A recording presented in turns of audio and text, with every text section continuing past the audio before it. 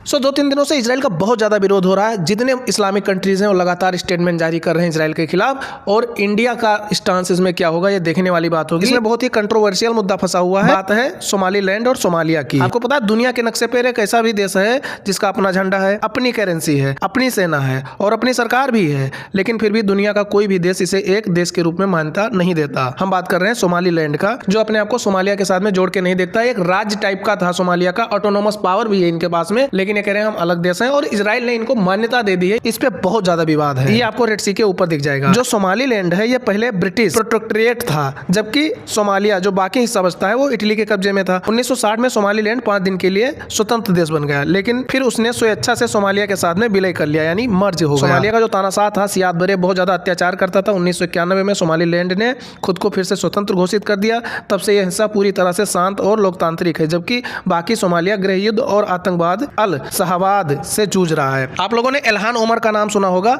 जो लगातार भारत को गालियां देती रहती हैं, इजराइल को, और पाकिस्तान का समर्थन करती हैं और आतंकवाद का समर्थन करती हैं। ये अमेरिका में एमपी हैं, लेकिन ये सोमालिया से ही गई थी और वहां की नागरिकता पाने के लिए इन्होंने अपने भाई से ही शादी कर लिया। तो सोमालिया वही देश है जिसने इल्हान ओमर को पैदा किया है। फिर बात आती है जनवरी 2024 की, जब एक ऐतिहासिक समझौता जिसने पूरे हॉर्न ऑफ अफ्रीका में तनाव पैदा कर दिया। इसके बगल में एक देश है इथियोपिया, इसके पास समुद्र का तट नहीं है। अब उसे व्यापार के लिए कोई समुद्री तट चाहिए था, तो इथियोपिया ने कहा सोमालीलैंड से कि देखो ऐसा हम आपको आधिकारिक मान्यता दे देंगे कि आप एक देश हो, और बदले में सोमालीलैंड इथियोपिया को 20 किलोमीटर का समुद्री तट यानी बारबेरा पोर्ट दे देगा 50 साल के लीज पर, ताकि इथियोपिया अपनी नेवी बेस बना सके। अब इस पे सोमालिया को बुरा लग गया। सोमालिया इसे अपनी अखंडता पर हमला मानता है। उसके लिए सोमालीलैंड उसका हिस्सा है। सोमालिया ने इसे आक्रामकता करार दिया। इसमें फिर तुर्की और इजिप्ट की एंट्री हुई सोमालिया की मदद करने के लिए, क्योंकि अर्दोगान कूदने लगते हैं, अपने आप को खलीफा समझते हैं इस्लामिक वर्ल्ड का। मिस्र और इथियोपिया के बीच में पहले से ही नील नदी को लेकर लड़ाई चल रही थी, मतलब विवाद है इन दोनों के बीच में, इसलिए मिस्र अब सोमालिया के जरिए इथियोपिया को घेरना चाहता है। ये सब रह गए पीछे। 26 दिसंबर 2025 को क्या हुआ, इजराइल ने सोमालीलैंड को एक स्वतंत्र और संप्रभु